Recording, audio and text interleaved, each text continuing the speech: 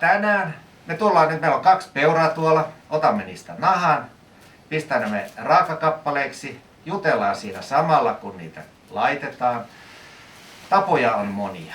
Periaatteessa palottelua kun lähtee tekemään, niin mikä on ensimmäinen asia, mitä pitäisi sitä ennen miettiä? Ravintolassa se erityisesti korostuu, mutta korostuu se myös kotona. Ennen kuin lähtee palottelemaan, niin mitä tarvitsisi miettiä? Mitä sitä aikoo tehdä? Kyllä. Usein vedetään aika rutiinilla, paukutetaan määrätyllä tavalla, kun on tottunut, ja sitten kun tulee joku kiva resepti vastaan, niin sitten se onkin väärin leikattu. Siis jos te otatte luut lihaksista irti, niin ette te niitä takaisin saa. Jos te yhtäkkiä haluattekin tehdä kyljyksiä, tomahawkia, niin siellä vaan tarvitsisi olla luu kiinni. Eli varsinkin jos oltaisiin ravintolaympäristössä, niin menun suunnittelu, ruokalistojen miettiminen vuoden päähän on yleensä se kaikkein tärkein asia. Koska jos mä silpon sen saaliin pieniksi kappaleiksi, jauhan sen jauhelihaksi, niin sit mä olen pelannut itseni ulos aika monesta eri ruokalajista. Ja jos puhutaan ravintolan katteen muodostumisesta, niin mitä jalostuneempia, paremmalta kuulostavia annoksia pystyy tuottamaan, niin sen paremman katteen saa. Mutta jos otetaan esimerkki, niin perusmetsästäjä, kun se yleensä leikkaa tuommoisen peuran, se saa siitä varsin mittavan määrän jauhelihaa, koska se tunkee sinne jauhelihamyllyyn melkein kaiken, mikä irti lähtee. Jotkut jauhaa jopa koko elukan, olette varmaan nähneet joskus. Oletko nähnyt? En sentään ihan vielä. Kyllä mä oon nähnyt niitäkin, oikein paha tekee, kun sisäfileitä myöten vaan pannaan. Se on kuulemma niin kätevä. No. Mutta siis ihan oikeasti, mutta jos ajatellaan, niin loppujen lopuksi siis jauhelihaksi, jos niin kuin laaturuokia miettii, niin ei kannattaisi tehdä mitään muuta kuin se, mitä ei todellakaan pysty millään muulla.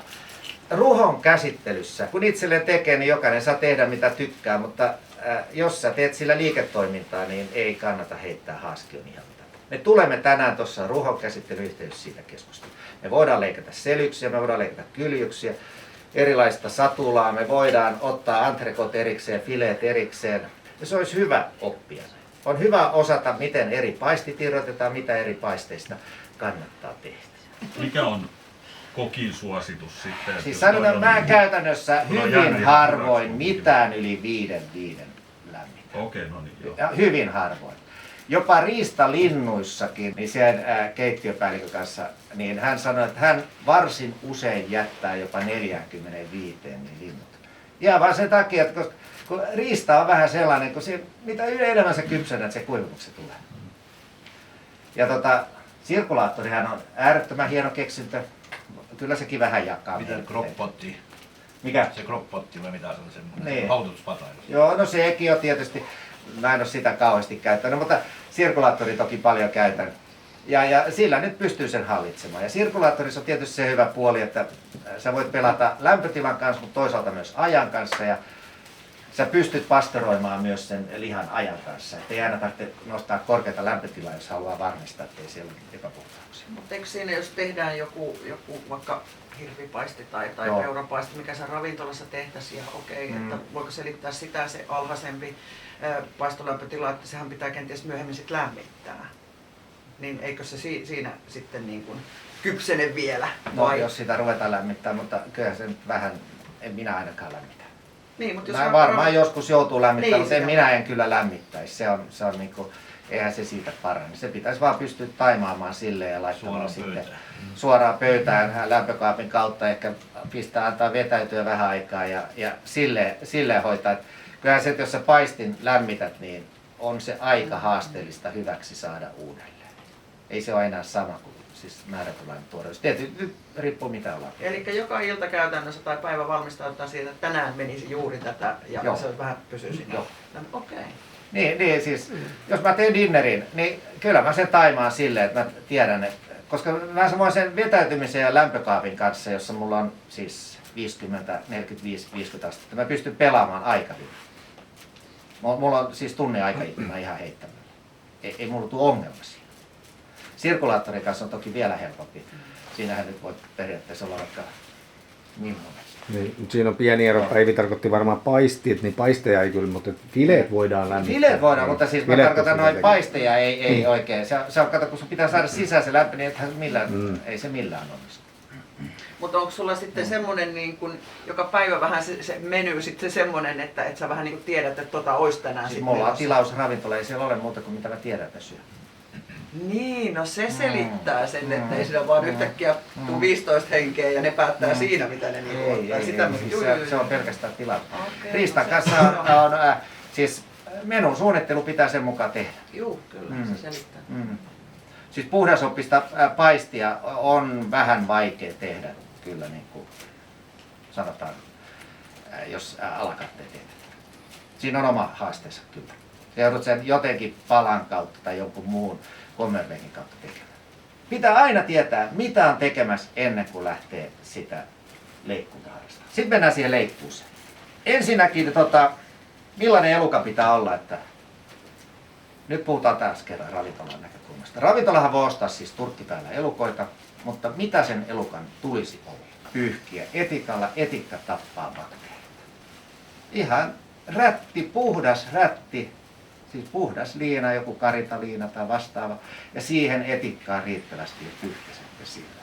Tai jos haluatte, niin voitte vaikka vähän heittääkin etikkaa, koska kun se etikka tappaa kaiken bakteerin, niin se ei levitä. Sitten riiputus. Käytännöt on usein, riiputetaan nahka päällä. Miksi? Ei kuiva. Ei kuiva. Ja toinen syy. Miksi myös viranomaismääräyksissä nylkemättömän peuran saa myydä ilman lääkärin tarkastusta? Miksi? Se on niin sanottu vähäriskinen liha, koska siinä on nahka päällä, siihen ei pääse bakteeri. Niin kauan kuin eläimessä on nahka päällä, on se lintu, jänis, peura, hirvi, mikä tahansa, niin kauan kuin siinä on nahka päällä, niin sehän on suojassa, koska ainoastaan kun siitä on suolisto poistettu, kun mennään tonne kattoon, niin se on aika pieni alue. Ja oikeastaan se ei ole missään tekemisissä lihan kanssa, mitä me tulemme syömään, jolloin ei ole minkäänlaista bakteeririskiä. Siksi nahka päällä. No, toinen tapa riiputtaa on mikä? Ilman nahkaa, se voi kuivaa, vähän aikaa voi pitää. Sitten te voitte sen palotella ja pakata vakuumipussiin. Se on myös tänä päivänä hyvin suosittu tapa. Voitte te ilmankin, mutta se kuivaa jääkaapissa todella paljon helposti. No, nyt sitten kun puhutaan kauanko pitää riiputtaa, niin kauanko pitää riiputtaa? Miten se määritellään? Oliko se 40 asteen sääntö vai mitä se oli? Joo, sitä puhutaan paljon. Joo, mutta onko se totuus? Se on aika lähellä. Aikoinaan 30 vuotta sitten ensimmäisissä oppeissa kun tuli, niin se määriteltiin, että se on 36, mutta se on siis jotain 36 ja 40 välillä. Ja mikä luku se on? Se on vuorokausien keskilämpötila yhteensä laskettu.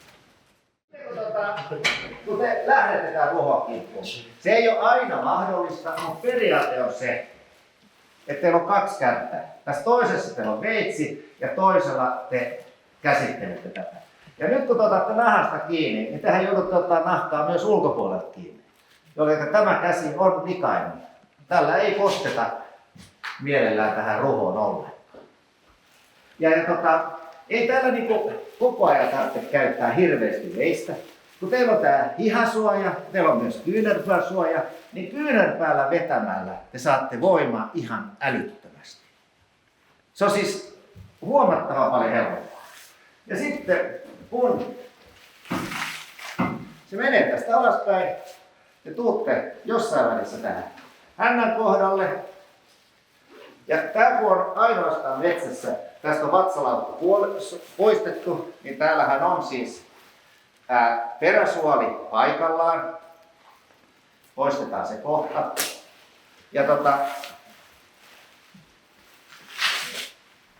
Ja täältä te näette, niin se peräsuoli on tuolla pantu nippusitellä kiinni.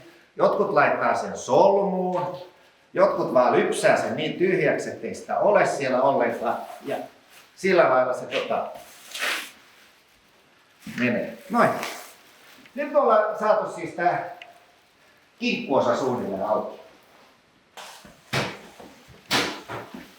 Etusorkkaa helppoa. Sillä nyt ei ole mitään väliä.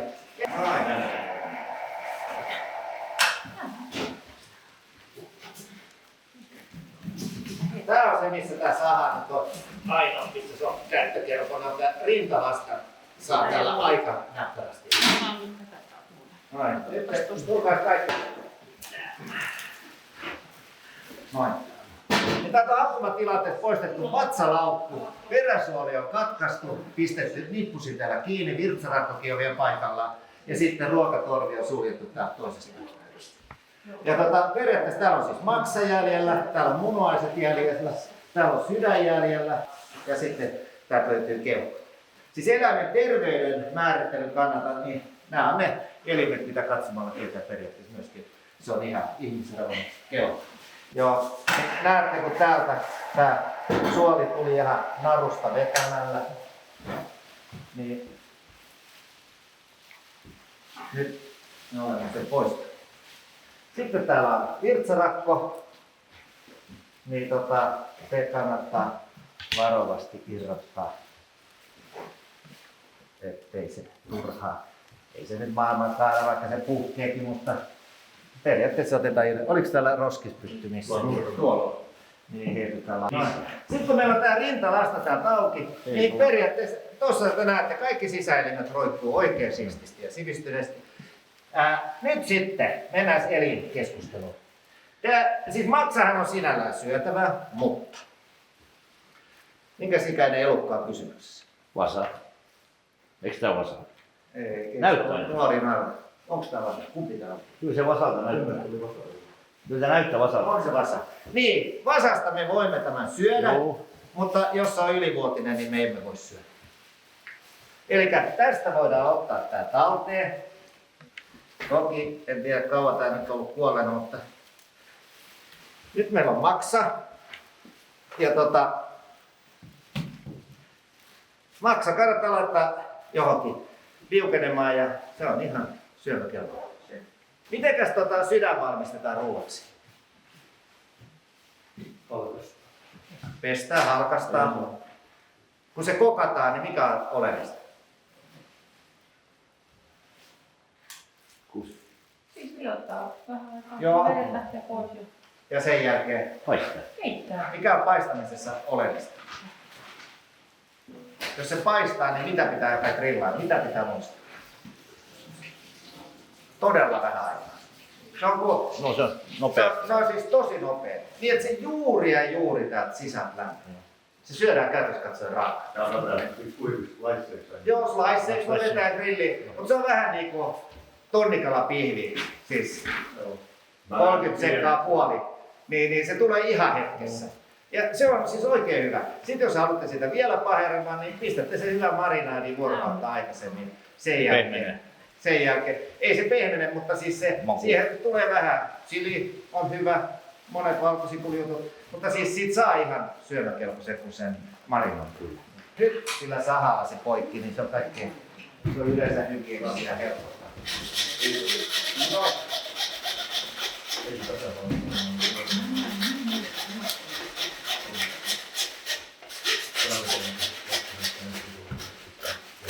Noin. Hyvä, heitä se sinne vaan.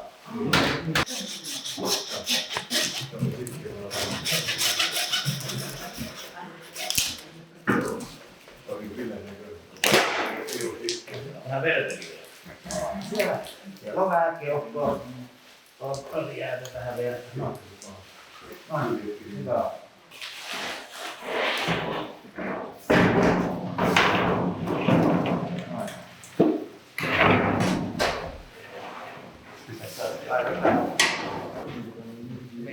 Näppärä tapa on irrottaa lavat.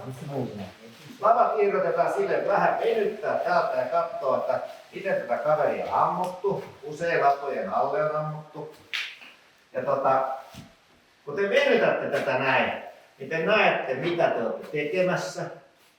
Koska jos te tuonne törkkäätte, niin ulkofile menee täällä.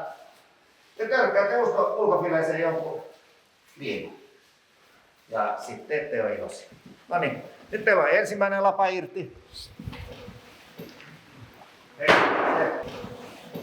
Pöydälle käsittelyä varten. Tässä meillä on sisäfile. Se menee ihan iloisesti. Noin. Se on tuolla. Ja sieltä me irrotamme sen. Ja nyt me voidaan pikkasen auttaa tältäkin puolelta. Niin tässä meillä on sisällä. Ja se on ihan ehjä ja nättiä. Ei sitä oteta kuin vähän ylimääräistä pois ja heitetään pannuun. Mä voin viedä sen tonne pöytään. Noin. No niin. Noin. Hyvä, just on. Hyvin menee. Noin. Hienosti menee. Joo. Vedä vaan. Vedä täältä auki. Tästä. Kato näin. Niin sä näet sen, että miten se sieltä on. Noin. Joo. Ei kannata hosua. Vedä sieltä alhaalta vaan. Lapaluun. Nyt meillä on se pois. Joo. Tässä vaiheessa. Ja nyt sitten niin otetaan tämä pienempi kaveri ja viedään tämä pöydälle ja katsotaan miten siitä lähtee. Ja tosta irrotetaan tuossa roikkumisasennossa sitten. Mutta jos haluatte, niin voitte aina vähän avata täältä, niin sitten ei tarvitse niin kauheasti ihmetellä, minkä näköinen siellä se lihas on, mitä me ollaan poistamassa. Tämä nimittäin lähtee aika pienellä vaivalla tää. Ja sitten te näette, mitä tässä tekee. Hyvä. Tämä katkaistaan file tästä, mistä kiinni loppuu. Noin. Siitä pannaan ruho poikki. Sitten toinen asia, jos te olette kuljettamassa esimerkiksi keittiöön tämmöistä ruhoa, niin ruohon voi myös katkaista tästä lapaluiden takaa, eli fileen ja entrecoon välistä. Se on 6. ja 7. kylkiluu. Siitä voi katkaista aivan rauhassa, mitään teette pilaa. Koska joka tapauksessa filee ja entrecoon on 2 eri asiaa. Entrecote on tommonen pätkä, file on suunnilleen 2 kertaa filepätkä. Te näette tässä, tossa kohtaa tapahtuu se ero, koska tämä paksu loppuu ja sitten alkaa tämä kaksosainen. Ja silloin tosta voi katkaista ihan reilusti. Mutta nyt me katkaistaan se vaan täältä. Elikkä meillä on nyt tämä ruho räpsästy tosta kohtaa, noin ja noin. Katsotaan, onko se kiropraktikon vika.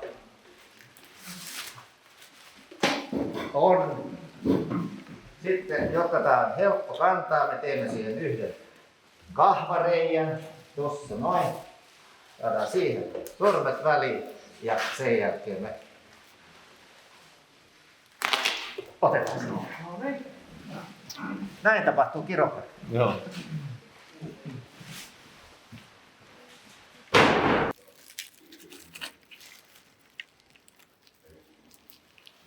Koko ajan meillä on tuntuma siihen, mitä me ollaan tekemässä. Me ei olla missään vaiheessa, meillä ei ole mitään kiirettä.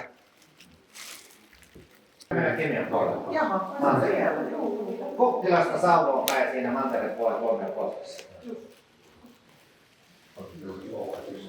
Sä kurssit siellä myös. Joo. Sekä käsittely että ruoanvalmistus. Molempia.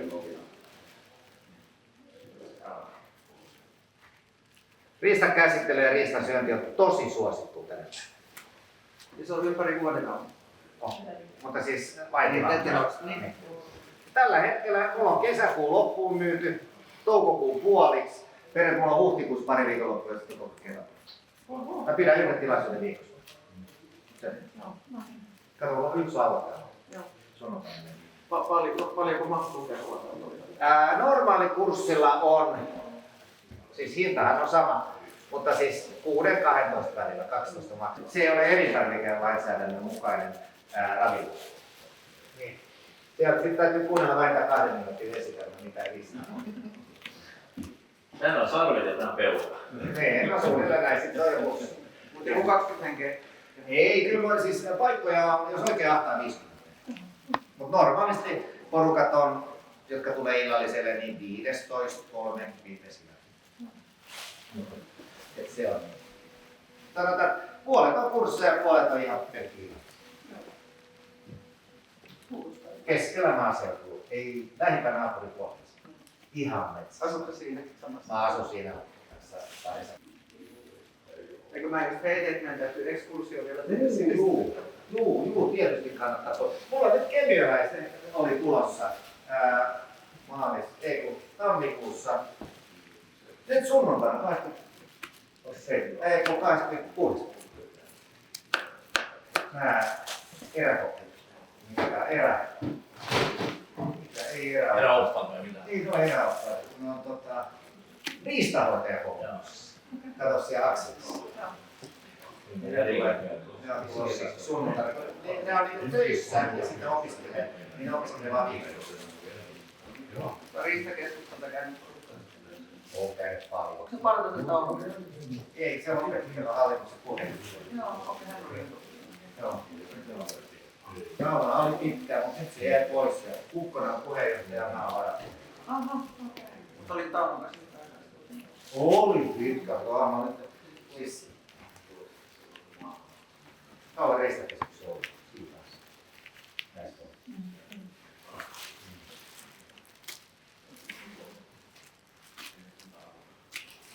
Ainakin näyttää ihan hyvältä täältä päin katsottuna. Miltä se näyttää tältä puolelta? Vielä parempaa. Katsotaan. Tää menee hyvin. Tulkaas kattoo, niin ihailkaa. Kannustetaan. Siellä ei mene hukkaan nyt lihaa. Nyt on niinku ajatusta. Tarkka Mimmi on hommissa. On. Sisäfileen tässä vähän joku hötkyyli, mutta nyt ei ole enää hötkyylistä tietoa.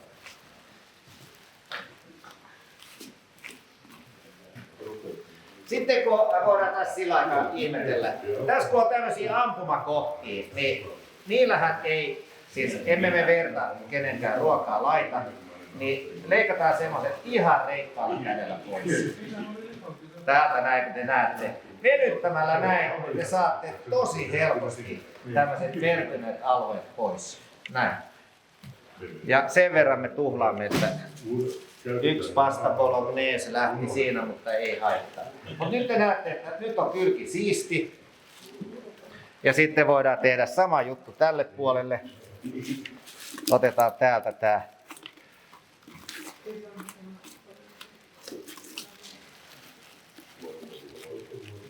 Tää vertynyt alue, missä on osuma-alue, niin otetaan pois. Nyt se on varsin siisti. Tosta voidaan vielä pikkasen ottaa. Se ei näyttää näköisesti, kun viimeksi on hirven vastaus hommissa, kun on paljon vähän isompi. Ei se ole ollut hirveän isompia. Jäänissä on paljon vaikeampi, koska siinä on sama.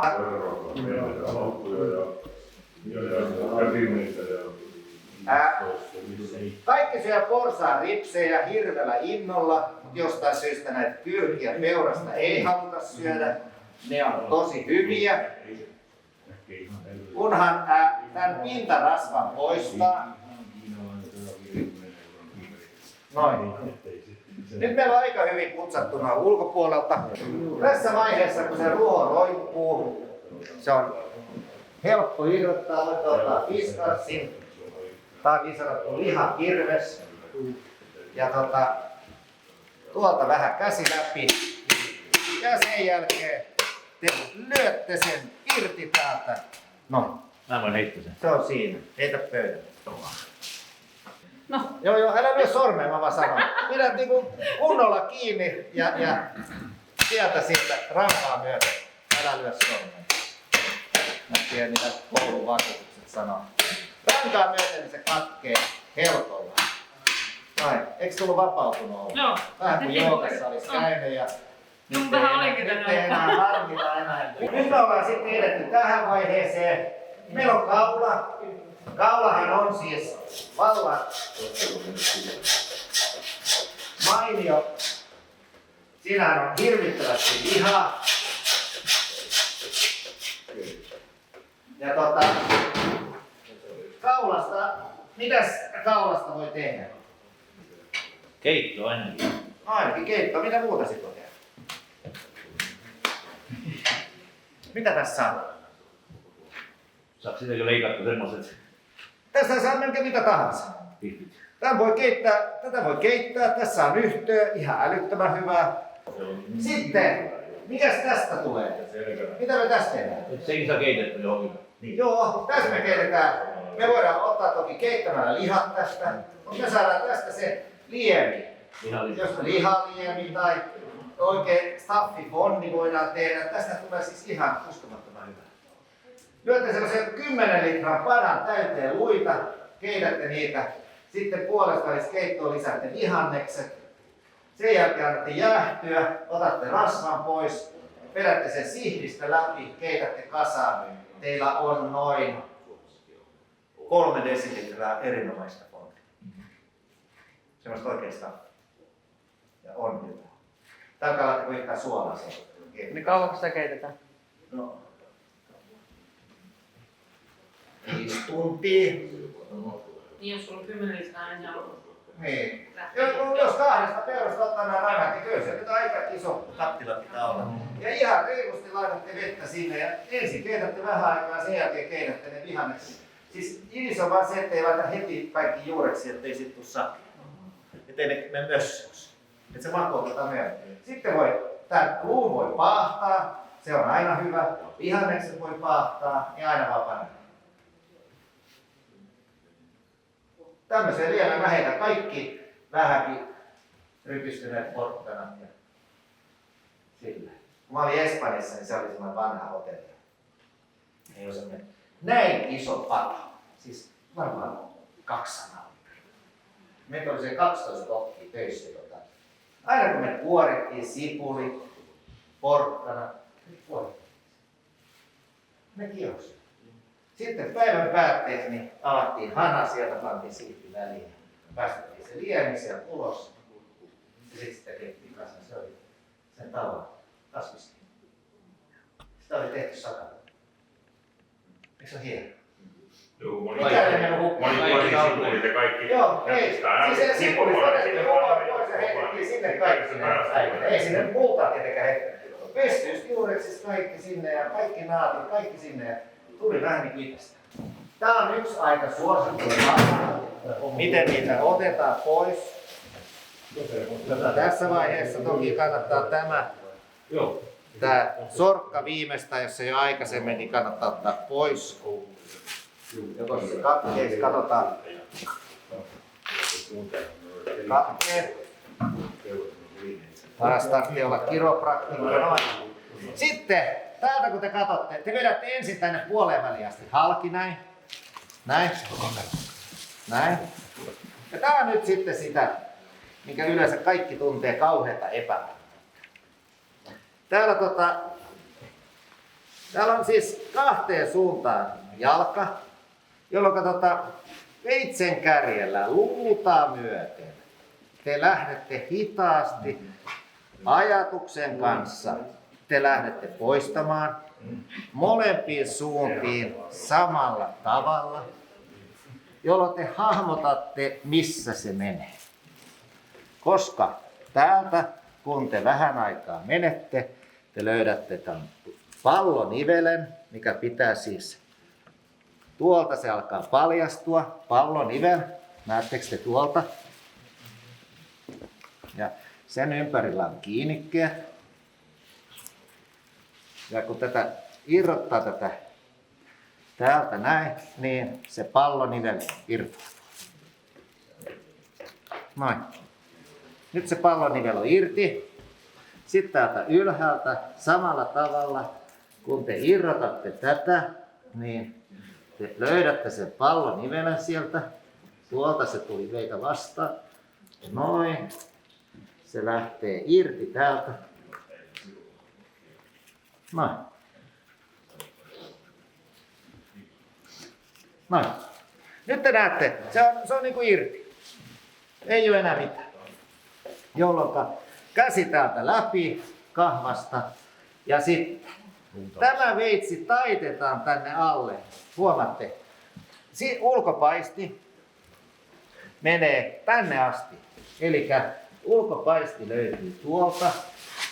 Täällä on sitten Jumalan lahja johonkin tarkoitukseen, jota en tiedä.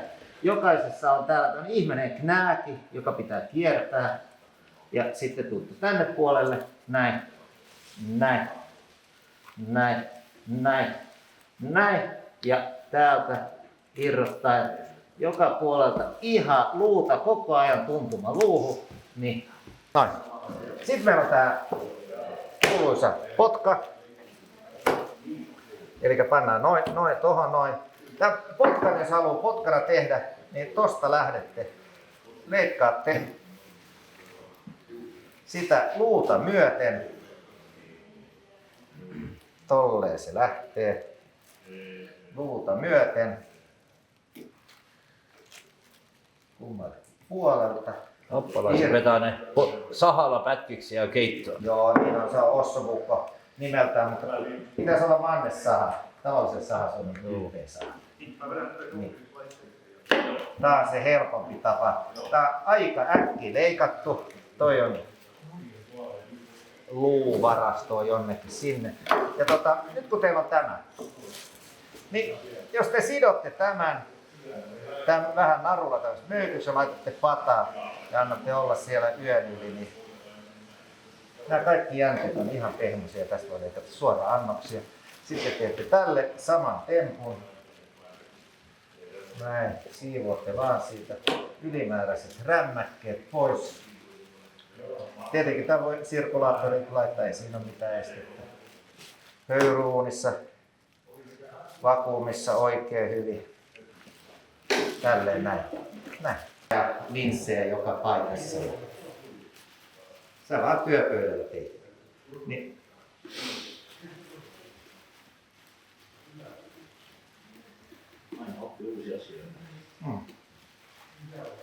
Mä olin Tartussa, se oli lähin paikka, niin se opetettiin riistaleikkausta virallisesti. Suomessa ei löytynyt yhtään paikkaa.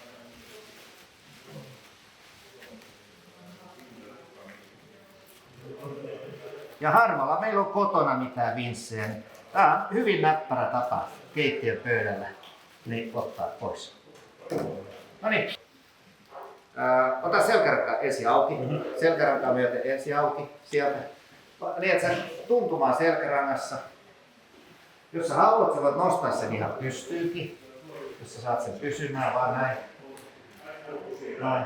Niin sä ihan veet sen kädellä vaan sitä rankaa myöten. No, sellaisia pieniä viiltoja.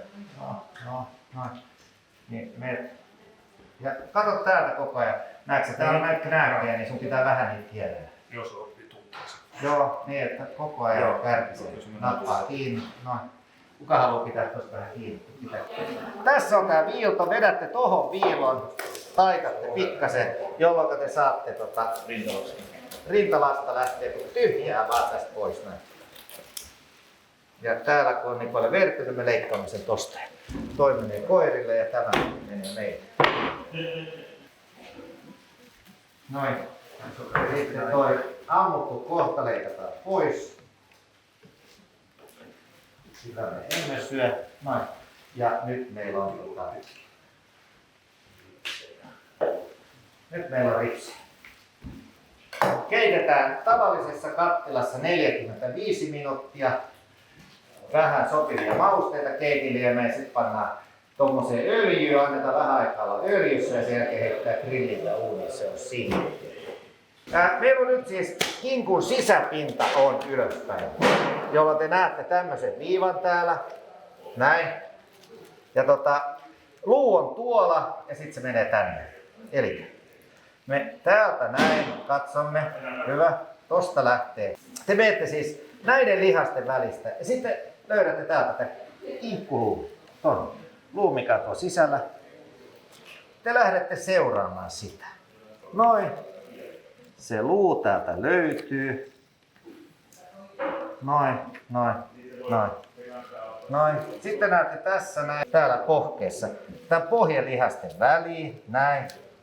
Jolloin teillä on hirveän helppo hahmottaa koko ajan, mitä te teette. Tämän te katkaisette tästä, näin. Ja meillä on koko ajan tuntuma tähän luuhun, noin. Sama juttu täällä. Tuolla on polvilumpio. Me irrotetaan polvilumpiosta, noin.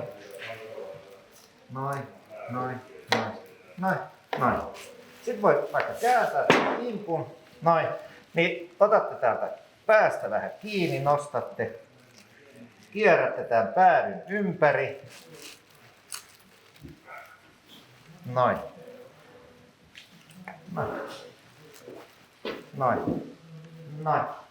Se lähtee sieltä, kun tyhjää vaan. Noin. Potka, palataan siihen kohtaan. Ja nyt teillä on koko kinkun lihaksisto tässä. voidaan vähäksi aikaa pysähtyä tähän. Nyt me voidaan tehdä päätös. Tässä on, mikä paisti tässä? Jos mietitte, tämä on sisäpinta, sisäpaisti. Sisäpaistin vieressä on pyöröpaisti, pyöröpaistin jälkeen on ulkopaisti ja sen jälkeen tulee kulmapaisti ja sitten on pahtopaisti tuolla. Nyt me voidaan ottaa ja irrottaa täältä tämä, mikä potkasta jäi, ja irrotetaan tämä sisäpaisti kokonaan. Se on siinä. Sen jälkeen voidaan irrottaa tämä mikä me kuuluu tonne potkaan. Tämä, näettekö te, tämä on toi lihas tosta. Pannaan se takaisin sinne. Sitten, jos mennään järjestyksessä, niin seuraavaksi täällä on anopifile. Eli tämähän on semmoinen, kun joskus ihmiset luulee, että se on filessi, kun se on irrotettu. Tässä näkyy sitten, mitä ulkopaistille tapahtuu siinä vaiheessa, kun puukon kärkeä on pikkasen liikaa tungettu, kun kinkkua on irrotettu, niin nämä on niitä viiltoja. Tämä ei ole haikala tehnyt, tämä on ihan se lihanleikkaaja tehnyt, kun se on vetänyt liian pitkällä viilolla, kun se on sitä kinkkua irrotellut sieltä siinä luusta. Noin. Sitten meillä on jäljellä vielä tämä mopon tankkia muistuttava kulmapaisti, joka irrotetaan täältä. Jänteitä täynnä. Se on jänteitä täynnä, mutta muuten se on ihan nätti. Noin. Hyvä ihan muuten. Noin, siinä meillä on mopon tankki. Ja sitten me vielä tästä näin otamme tämän kaverin irti tästä.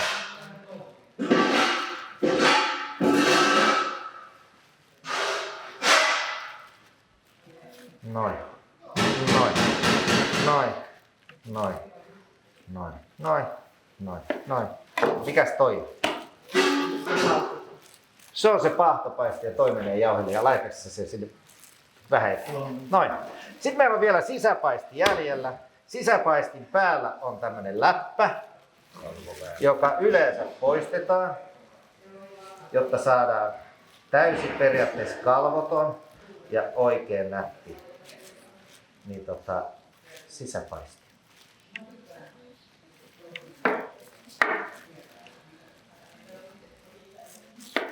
Näin, toi heitetään taas sinne jauhelihakassa.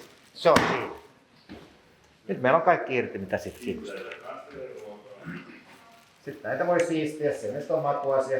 Mä en niitä yleensä siisti kauheasti, koska pieni rasvakerros suojaa sitä vaan pakkasessa. Mutta toki rasva myös härskiytyy nopeammin. Jos on oikein paksusti, niin voi vähän ottaa pois.